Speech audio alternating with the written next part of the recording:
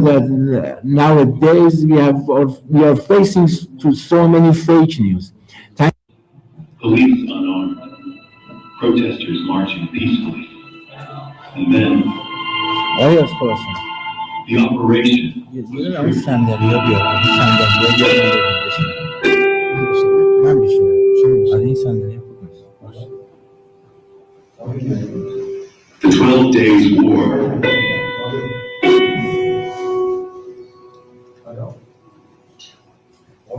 begins anew.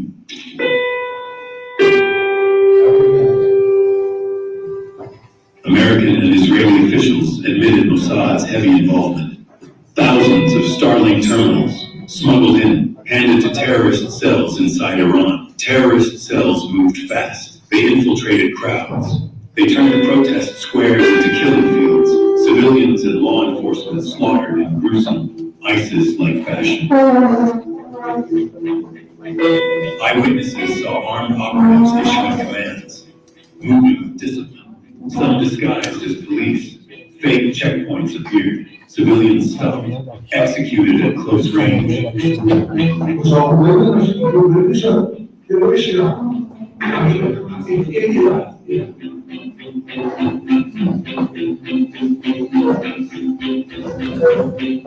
Violence escalated. Officers ambushed, lynched, mutilated, burned alive.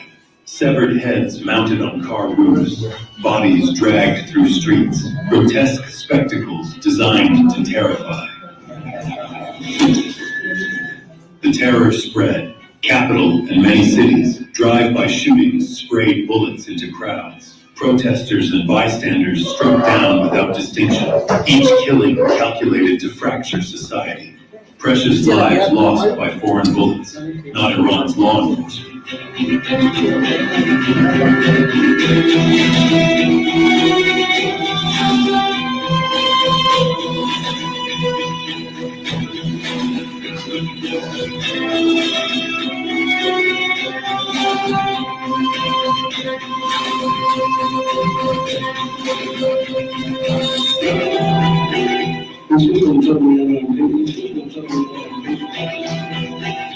Public institutions attacked, hospitals, banks, mosques, fire trucks, ambulances, buses full of passengers set ablaze, essential services crippled.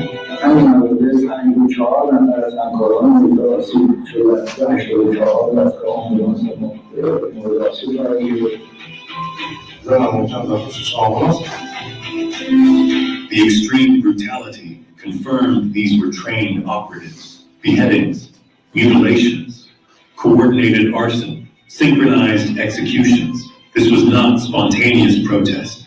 This was organized terror.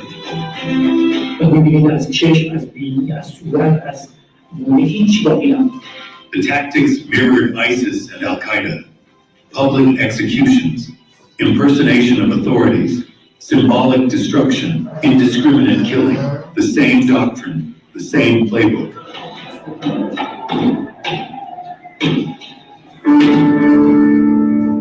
And it was not unprecedented. Syria, Libya, terrorist cells infiltrated protests, escalated violence, fractured societies.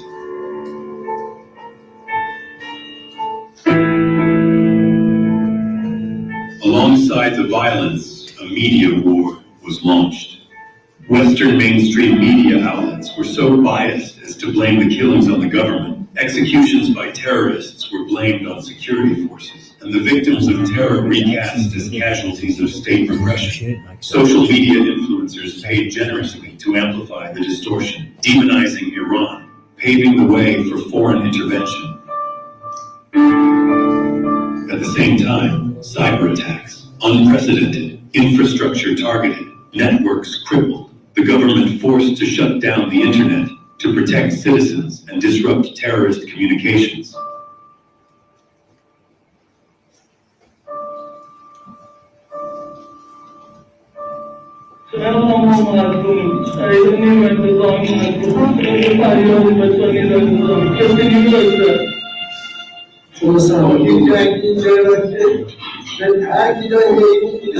بازمان من شاگرد من بود بازمان باشگاه سایپا رسالت تهران قانلی دیده و بود بگشت خودش رو در دام میکنم چی میرسه بهش چی خورده این هم خبرشی که بود چی خورده سرش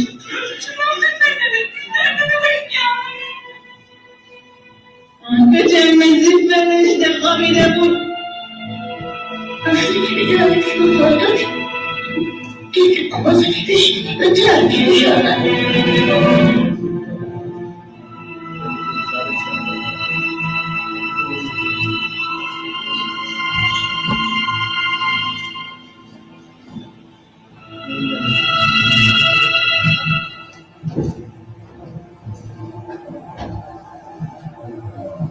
مردم نیستن همه‌شون واقعا به هم ریختن مملکتمونه مردم ناراحتن به خاطر این گرونی کارا رو نمی‌کنن خیلی ناراحتم تو دلم حتی می‌لرزه وقتی تقریبا قبل بودم که چیز می‌خرید. Yet the operation failed miserably. Calm was restored. Millions marched in support of the state. Now, the United States and the Israeli regime stand poised to launch a new war, to engineer regional collapse.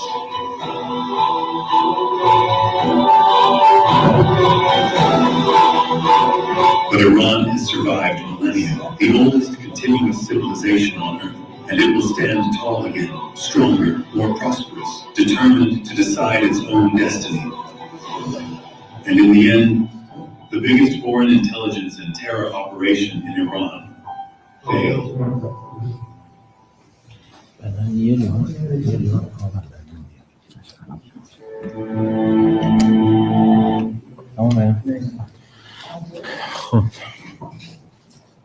Thank you so much.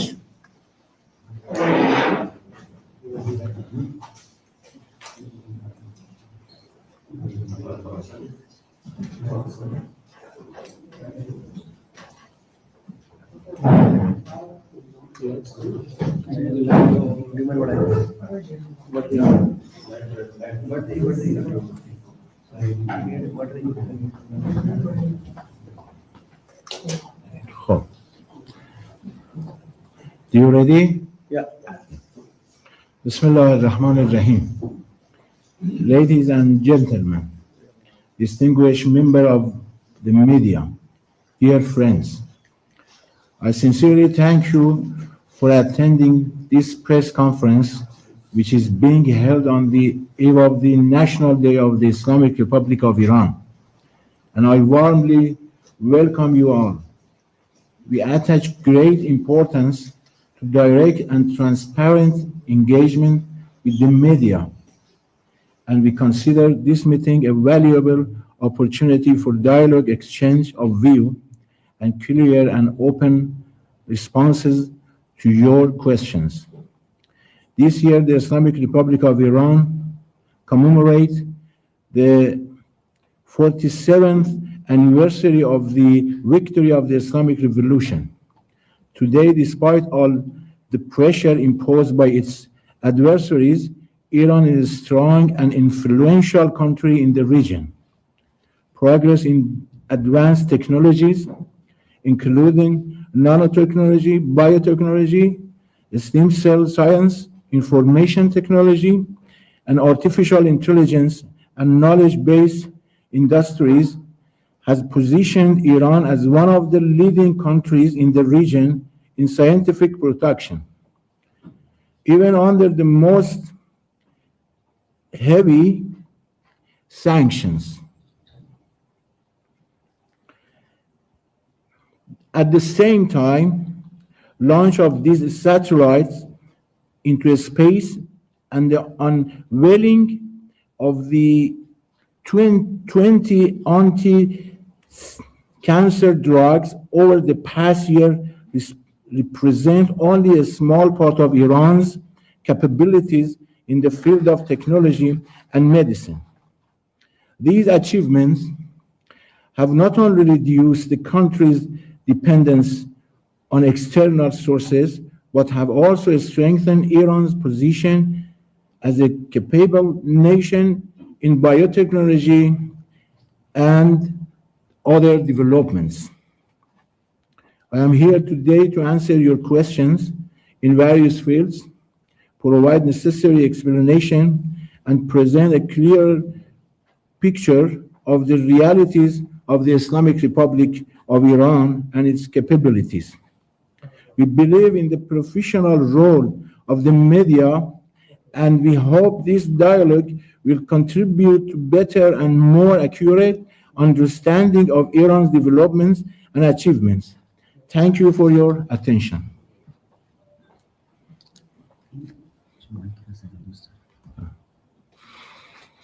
Yes. If anyone wants to ask a question. Yes, please. So this is Ayush from ANI. Can you give us an update on the nuclear negotiations that are currently underway in Muscat between Iranian officials and US officials? And also one question on Chabahar, sir. Could you please share your clarity and your perspective on the future of the Chabahar port project? Did you have any kind of conversations with the Indian authorities regarding the future of the project? Yes, you know that we are on the negotiation now, and we started the second round of the negotiation, as I heard from the relevant institutions of our foreign minister. And we are on the negotiation, and we waiting for the result. According your second question about the port of Chabahar, you know that the port of Chabahar is a vital and can play a good role for the accessing to Afghanistan and Central Asia. And we have a good relation with some countries, particularly India, and believe that we should boost or expand our relation in these issues. Yes, please. Yes, please. Aditya Rajkumar from NDTV. Yeah. I want you to explain in detail the situation right now in Iran. Yeah. Because, from one perspective, we're getting a lot of videos on social media of the protests. Some say that protests are still underway. Also, have you made any arrests? Have the security forces in Iran made any arrests of Mossad agents or the CIA agents? Because you've been blaming the US, etc. Yeah. And do you fear that in spite of the negotiations that happened in Oman, there is fear of an imminent strike, a preemptive strike by the US? Yeah. You know that now, fortunately, we have our situation is normal in our country. But unfortunately, we are facing a hybrid war. You know that, and as you see, as announcement of officials from some countries, particularly the Zionist regime, that our agents are among the protesters. And unfortunately, we have so many evidences that some elements instructed by foreign forces. And now the situation, fortunately, thank God, are very normal. And about the arresting detainees, you know that we have arrested some people, and we are review and we are investigated about them, and some of them are free. And but yes, we have arrested some elements and agents from the Mossad. Yeah. His Excellency, I am Mohammad from Iranian News Weekly. I just wanted to know how far Iran is prepared if there is an onslaught, American onslaught, and if it escalates up to a full war. Full war, what? How far Iran is prepared to face the American onslaught, which is most likely to happen. About the war in our region, you know that every actors and every players should see the consequences of the war. And I think that during 4 decades, Iran has so many experiences. You know that we have imposed war by Saddam. And after that 12-day war, which instructed by Zionist regime and United States. They have so many information about us. I want to say that they know us very well. And every movement should see the consequences and the risky. But Iran announced several times, we don't war at all, but we are ready for any options. Yes, please. They said Harshad Sinwani Yeah. from Republic TV. Yeah. My first question is regarding Iranian oil. Do you see any dip on procurement of Iranian oil in India? And the second one, you already told about Chabahar port, but since there has been no budget allocation, there is any sort of negotiation going with India, or do you see that in regards with Indian assistance, it has taken a backseat? Yeah. The first question I think that you should ask from the officials in India. But Iran, you know that has so many capabilities in the oil fields. And about the Chabahar, we believe that Chabahar is Chabahar. It's the location don't change. And some countries use from this location, geographical location, for the access, the Central Asia and Afghanistan. I think that we have a good relation with the India in this issue, and we believe that in the future, I believe that the Indian government wants to manage some restrictions. Right now, no negotiation. Yeah. Ambassador, Excuse me.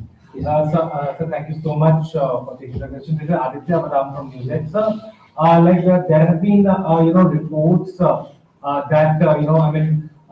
the talks that are today happening in Oman between U.S. and Iran, we have seen comments by U.S. Secretary of State Marco Rubio that Iran has to compensate not only just on its nuclear program, but also on the ballistic missiles. So what is your take over those comments by the U.S. Secretary of State? Yes, Iranian government and the officials announced several times this negotiation focused only on the nuclear issues. Yes, please. Yeah. Ambassador, first of all, thank you for doing this. And can you give us a clarification? There have been many reports about the death toll. In last, these agitation and protests, what exactly is the official death figure? Yeah. And how many are injured? One. Secondly, there are also reports suggesting that Iran is also seeking military help from some foreign countries. What is your assessment about that? Is Iran open to taking military help from China or Russia or any other country for that matter?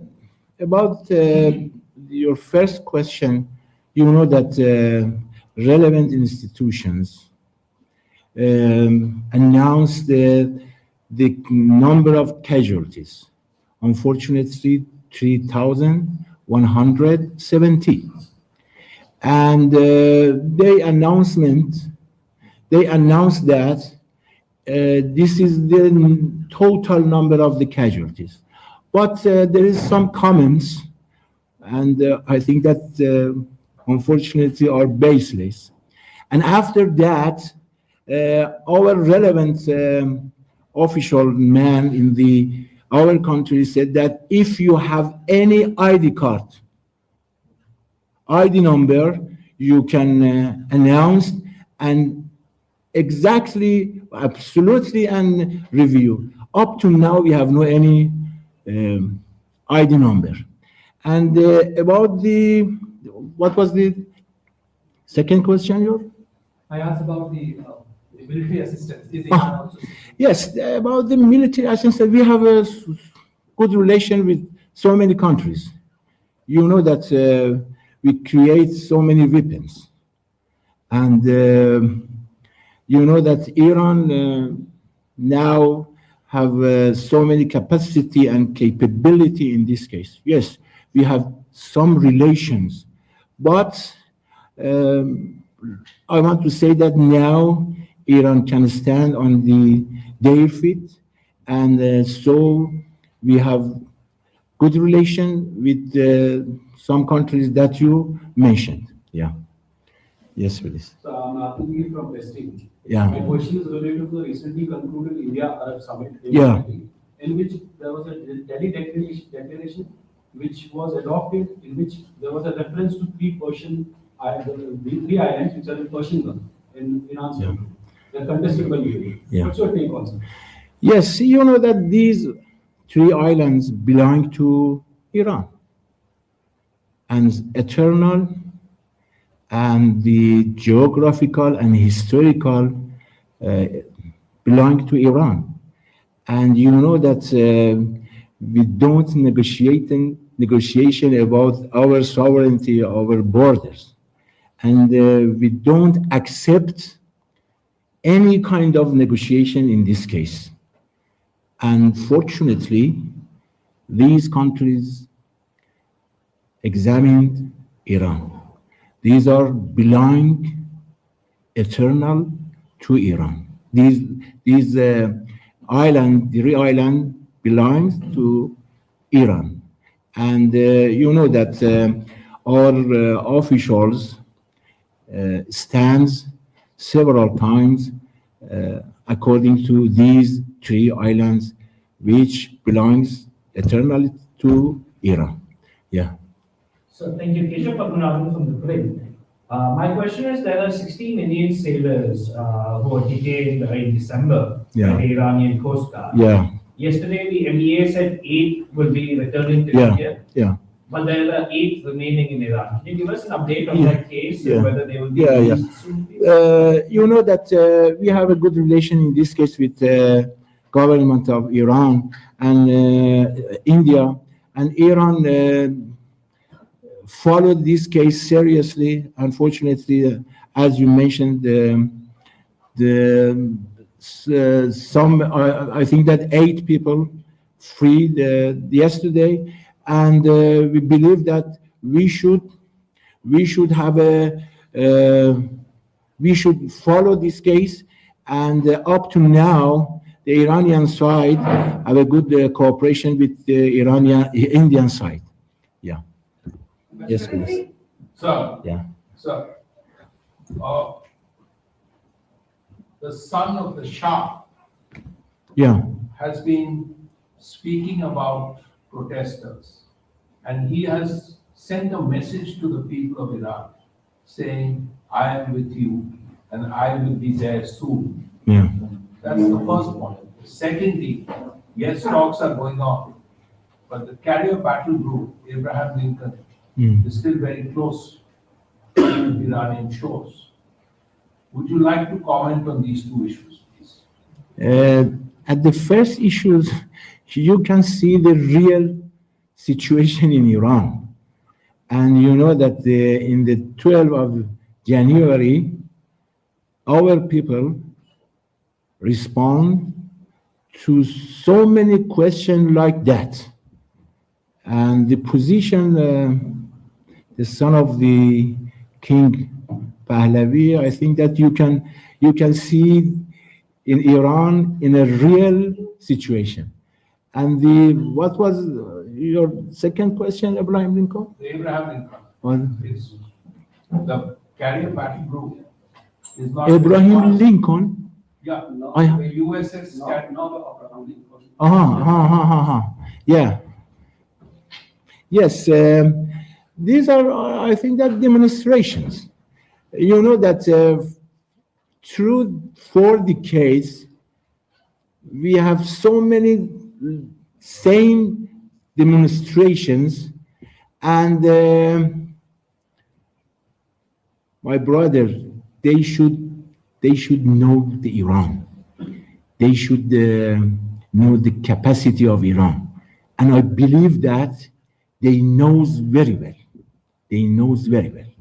Yes. Your Excellency, I just wanted the specifics on Chabahar. Today in Parliament, again, the government has said it has transferred $120 million Yeah. for Chabahar for the purchase of cranes. Even so, the government is dealing with the U.S.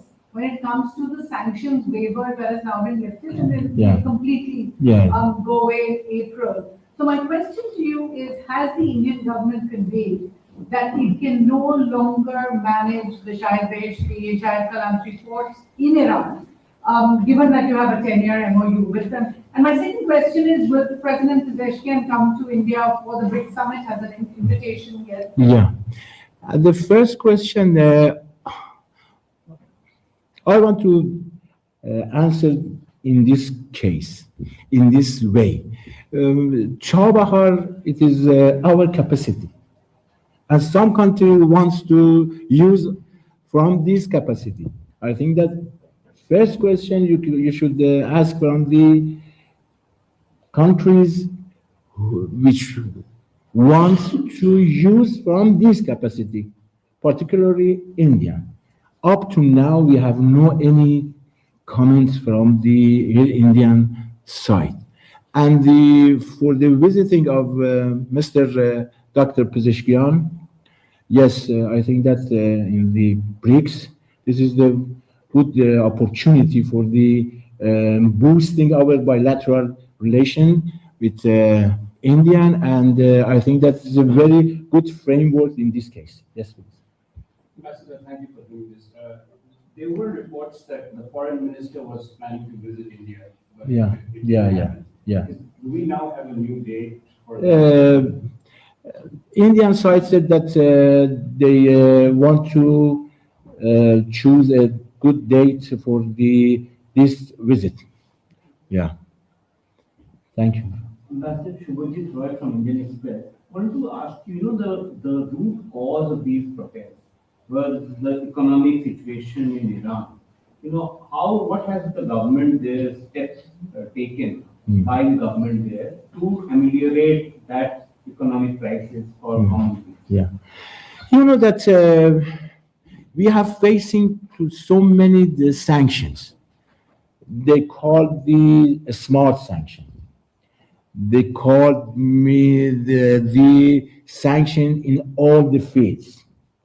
And fortunately, through 4 decades up to now, we overcome from these sanctions. And you know that now we have so many achievements in different fields. Yes, our government wants to reform something in the economic fields, and it is obvious that makes some problems for some people, and they protest, and they had some demands.